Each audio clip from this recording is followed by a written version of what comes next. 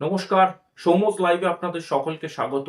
Champions ট্রফির ভারতের প্রথম ম্যাচেই ভারত কিন্তু বাংলাদেশকে হারিয়ে 6 উইকেটে জয়লাভ করেছে এবং এই ম্যাচ থেকে আমরা কিছু গুরুত্বপূর্ণ পজিটিভস পেয়েছি এবং কিছু কিন্তু প্রশ্নও উঠেছে এই ম্যাচটা শেষ হওয়ার পরে।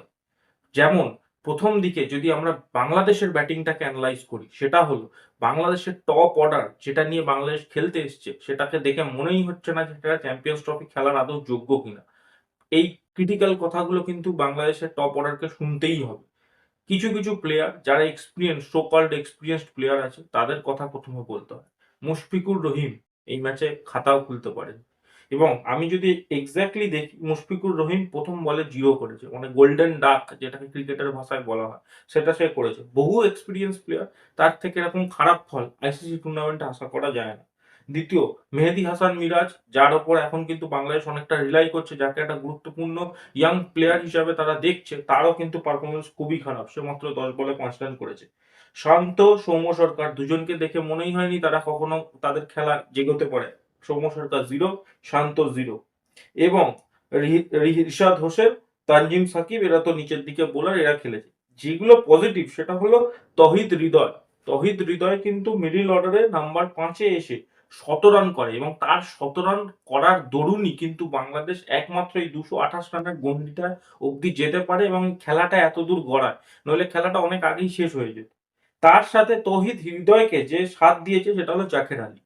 জাকের আলীর এবার আমি তারিফ করব না, তাকে বাংলাদেশি ফ্যান হলে তার তারিফ করবে না তাকে দুটো কথা শোনাবে সেটাই ভাবছি। কারণ জাকের আলী কিন্তু গুরুত্বপূর্ণ একটা 68 রানের ইনিংস খেলে। এটা যদি না থাকতো তাহলে কিন্তু হৃদয়ের পক্ষেও সম্ভব ছিল না ইনিংসটাকে 228 অব্দি নিয়ে যাওয়া। কারণ এরা দুজনে মিলে 150 রানের অলমোস্ট পার্টনারশিপ করে।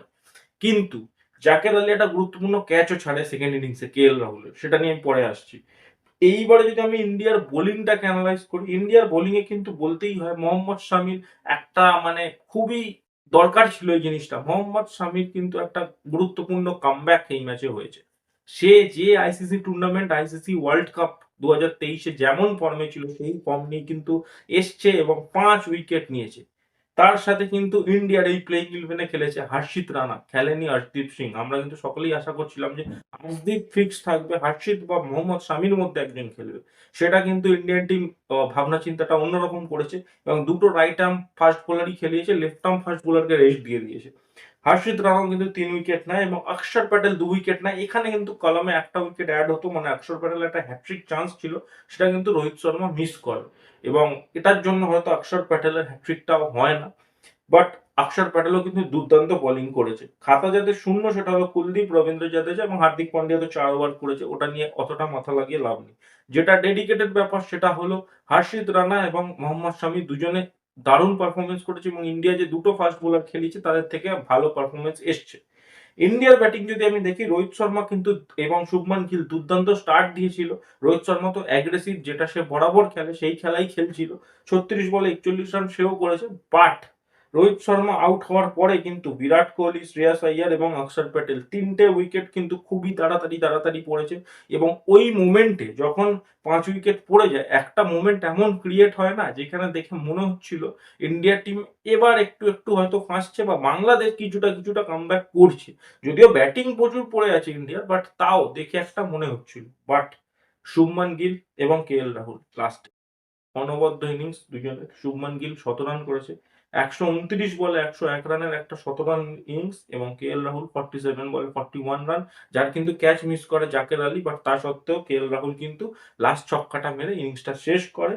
এবং এখানে যদি বাংলাদেশের বোলিং দেখি, তাসকিন ছাড়া এবং মেহেদী হাসান মিরাজ তো উইকেটলেস বাট মিডিলে একটা ইকোনমিক্যাল বোলিং করেছে। বাট এদের দুজনকে ছাড়া যদি দেখি, রিশাদ হোসেন অবভিয়াসলি 2 উইকেট নিয়েছে। এই তিনজনকে ছাড়া মুস্তাফিজুর মনে হয়নি কখনো যে কোনো ইম্প্যাক্ট আছে। তানজিম হাসান সাকিব যে কিনা বহুত অ্যাগ্রেশন দেখায়, ইন্ডিয়ার এগেনস্টে বড় কথা বলে, অ্যাগ্রেশন দেখায়, একবার বিরাট কোহলিকে আউট করে অ্যাগ্রেসিভ দেখিয়েছিল অ্যাগ্রেশন, কোনো ইম্প্যাক্ট ফেলতে পারেনি। এই ব্যাটিং লাইন আপ বা বোলিং লাইন আপ বা এই টিম নিয়ে যদি বাংলাদেশ মনে করে এই মানে চ্যাম্পিয়ন্স ট্রফি তারা আদৌ মানে কম্পিট করার জন্য এসছে, তাহলে কিন্তু খুব ভুল করছে। কারণ দেখে মনে হচ্ছিল না, কারণ ভারত আমি বলবো অনেকটা খারাপ খেলেছে, তবে ম্যাচটা এতদূর গড়িয়েছে। নাহলে কিন্তু এই ম্যাচটা অনেকক্ষণ আগেই শেষ হয়ে যাওয়ার কথা। রোহিত শর্মা বিশেষ করে আর বেশি না 5-6 ওভার খেলে গেলে হয়তো ম্যাচটা অনেক আগেই শেষ হয়ে যেত। তো এটা ছিল আমার বাংলাদেশ বনাম ভারতের যে match, champions trophy season opener ভারতের তরফ থেকে সেটার রিভিউ। আপনাদের ভিডিওটা কেমন লাগলো অবশ্যই জানান। আপনাদের এই ম্যাচের হাই পয়েন্ট, লো পয়েন্ট কোনটা লেগেছে অবশ্যই কমেন্ট করে জানাবেন। ভিডিওটা শেয়ার করবেন এবং চ্যানেলটা ভালো লাগলে, ক্রিকেট রিলেটেড কনটেন্ট ভালো লাগলে অবশ্যই চ্যানেলটাকে সাবস্ক্রাইব করবেন। এই বলে ভিডিওটা শেষ করছি। ধন্যবাদ।